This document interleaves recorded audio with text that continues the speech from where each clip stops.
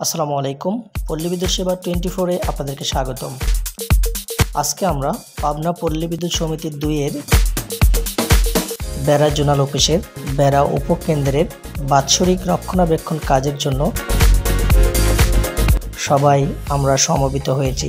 বিভিন্ন অফিস থেকে লাইনম্যান ভাইয়েরা আসছে এবং আমরা সবাই একত্রিত হয়ে কিভাবে কাজটা দ্রুত সম্পূর্ণ করা যাবে সেই বিষয়ে আমাদেরকে দিক নির্দেশনা দেন স্যারেরা। সেই অনুপাতে আমরা কাজ শুরু করেছি। ইনশাআল্লাহ আমরা চেষ্টা করব যত দ্রুত সম্ভব কাজটা শেষ করার জন্য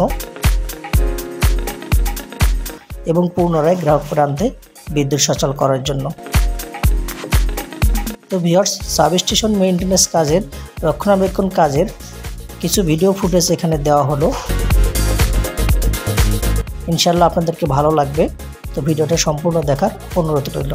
আল্লাহ হাফেজ, সুস্থ থাকেন, ভালো থাকেন।